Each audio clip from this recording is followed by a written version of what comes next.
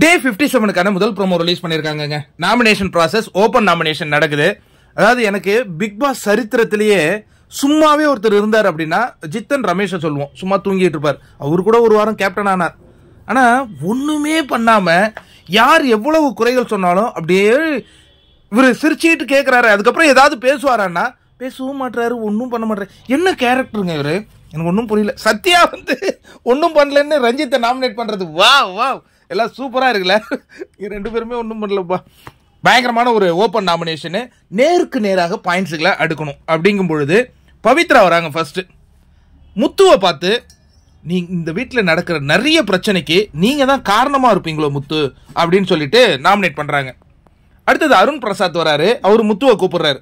நீங்க manipulative game ஆடுற மாதிரி எனக்கு தெரியுது, அதனால உங்களை நான் நாமினேட் பண்றேன்ட்டு போறாரு. அடுத்து ரஞ்சித் வராரு. மஞ்சரியை பாக்குறாரு. அந்த எண்ணம் மட்டும் எனக்கு இன்னும் போகவே இல்லைம்மா அப்படின்னு அவர் ஏதோ சென்டிமெண்டா பேசிட்டு இருக்காரு.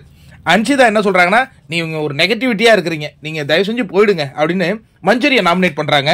அதுக்கு அடுத்தது முத்துக்குமரன் வராரு. பவித்ரா நீங்க வாங்க, உங்ககிட்ட ஒரு வெளிப்படை தன்மையே இல்லையம்மா, நீங்க இந்த வீட்டில் இருக்க வேண்டாமா, உங்களை நான் நாமினேட் பண்றேங்கிறாரு. அடுத்து சௌந்தர்யா வராங்க.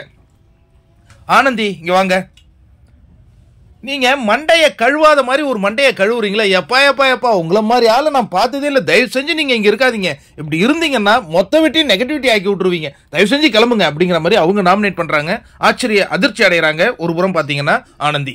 அதற்கு பிறகு தீபக் வந்து சாச்சனா கூப்பிடுறாரு. இன்னும் எத்தனை நாள் தாமா இந்த சின்ன குழந்தை வேஷம் போட்டு ஆடிட்டு இருப்ப, இது எனக்கு செட் ஆகல, நீ தயவு செஞ்சு கிளம்புமா அப்படிங்கிறாரு. நம்ம சொன்னோம் இல்லையா ஜெஃப்ரி கேப்டன் ஆயிட்டாருன்னு, சாச்சனா நாமினேட் பண்றாங்க. அப்போ ஜெஃப்ரி கேப்டன் உண்மை ஆயிடுச்சா, நம்ம கரெக்டான தகவலை கொடுப்பாங்க. அதுக்கடுத்து ஜாக்குலின் வராங்க. டே ஒன்றும் புரியாத மாதிரியே இன்னும் எத்தனை நாள் தான் நடிச்சுக்கிட்டே இருப்படா ராணவ், தயவு செஞ்சு நீ கிளம்பிடு அப்படிங்கிற மாதிரி அவங்க சொல்லிட்டு போறாங்க. சத்யா வந்து ரஞ்சித்தை நாமினேட் பண்றாரு. பூசி முழுகிட்டு இருக்கீங்க அப்படின்ட்டு. இந்த லிஸ்ட்லயே உங்களுக்கு நாமினேஷன் லிஸ்ட்ல நிறைய பேர் தெரிஞ்சிருக்கும்.